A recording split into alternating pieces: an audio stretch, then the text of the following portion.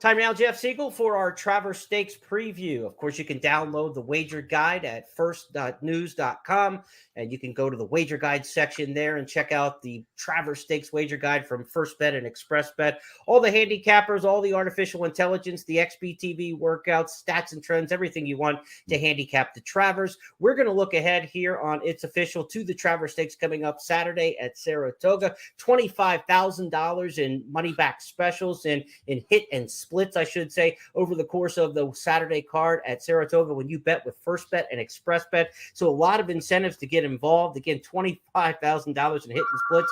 Look at those pick fours. Look at those fives. Jeff's partners are already calling him right now to get in on those hit and splits. They want to put tickets together. That's one of them, all right. So, Jeff, let's talk Travers Stakes here. The big picture, we know the top three finishers from the Kentucky Derby expected in the starting gate. Rich Strike, you've got Epicenter, you've got Zandon. You throw in the Preakness winner, that gives you a big four. Then you throw in the only two-time Grade 1 winner in this crop right now, which is Cyberknife, who won the Arkansas Derby and the Haskell. You've got a big five. This is a very, very good edition of the Travers Stakes. And it's good because it's competitive. It's not like it's good because we got one great horse and a bunch of horses that are going to make them look good. I mean, as a gambler, you can look at a number of these horses and say, I like him because of this, or I like him. And it's a horse race. It's a real throwback to some of the races we enjoy racing, where you see 5 or 6 contenders and you can see a gamble on any one of 5 or 6 and feel confident at least you're going to get a run for your money. Let's go back and watch Epicenter in a little bit of training this past week, a week or so ago, with Clairiere, who's going to run in the Personal Ensign. She may be the leader in the Breeders' Cup Distaff division amongst the older horses. Epicenter working in company. We'll talk a little bit about Epicenter as the fans get a chance to watch this workout. The work not so much as important as the horse himself, Jeff. Your take on Epicenter as he's been dancing all these dances and never misfires.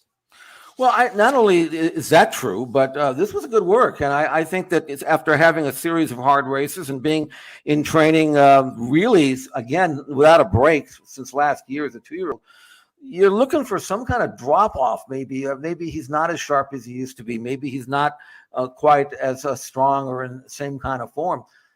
I don't know, Jeremy. It looks pretty good to me, especially when you consider who he's working with.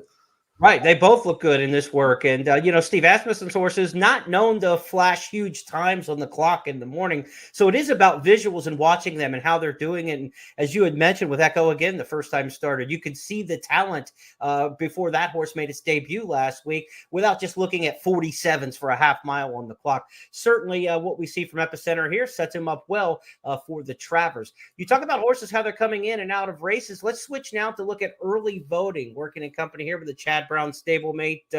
Early voting, of course, the winner of the Preakness Stakes, second jewel of the Triple Crown this year. And he's a horse who took a step back, quite honestly, Jeff, in the Jim Dandy. He got the lead that day. He wasn't under heavy pressure, and he still gave way. Now, you might have wanted to take a big stand against early voting coming back in the Travers at 1/8 of a mile longer from the Jim Dandy.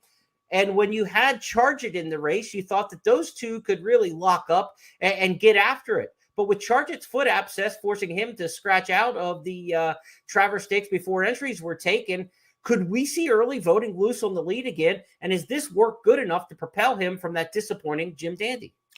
Well, I think that's the only way he can win. But the good news for early voting is that he may have a little bit less respect this time because of the fact that he was beaten last time. So he might be able to get a little looser on the lead than he was before. Mm-hmm. This works okay, but they only go 49-3. I mean, he went fine, but when you're going 49-3, you're supposed to look fine, right? Right. So I don't think it really means anything. But I think early voting has a chance to be a little fitter than maybe that he was in his last race. That will help. And the fact that I don't think anybody's going to worry too much about him, that'll help. So I think he'll run better. But whether or not he's good enough to beat this group going 1.25 miles, even if he gets that uncontested front running trip, as he probably needs, although in the Preakness he did sit second. I don't know. I'm kind of off him a little bit. I think I got him at the right time when we liked him. We both liked him at 5-1 in the Preakness. Neither one of us liked him in the Jim Dandy, and he ran accordingly. So I'm probably going to assume that he's going to be where he wants to be, but I'm also going to be assuming that there will be horses that will be right behind him that can outkick him, especially going 1.25 miles. Well, the horse who got the most kick of all on Kentucky Derby Day was Rich Strike, and this is a horse who did not come back in the Belmont Stakes to replicate that effort. Different circumstances here as he comes off the longer layoff, Jeff. Here he is coming down the lane in what is a pretty zippy workout for him at Saratoga a couple days ago. He's a good workhorse when he wants to be, and he's being niggled at just a little bit, but that's fine. I mean, you want him to finish up in 59 and change, and this is a good solid work. This would lead me to believe that he's ready to run as well as he can run. The question is, Jeremy, is he a one-hit wonder? I mean, you cannot take the Kentucky Derby away from him. No. I mean, I know he had a fast pace and all that, but he flew home, and I'll forgive him for the mile and a half. His style isn't conducive to that. I don't know. But if he can run back at a mile and a quarter to his Derby win, if you just took that at face value and the way he's working here, which is absolutely nothing wrong with this work at all. It's a good work. I mean, the only thing about him is can he win from off the pace in a race that may not have a lot of pace? Yeah, there's not going to be a lot of pace in here. That's the question. I'll stand by the fact that there's something wasn't right with him after the Kentucky Derby. I mean, that's why they skipped the Preakness. Yeah. I mean, to me, then he did not run well in the Belmont, and we haven't seen him since. So there was something that took some time. We heard about the chiropractic stuff and that. There was something that took some time to get this horse right, and they knew it was going to take some time. That's why we haven't seen him since June. If they've got him right now and he's back to what he did in the Kentucky Derby, he could surprise some people. The last horse to win the Kentucky Derby and the Travers 2007 Street Sense, also with that big style.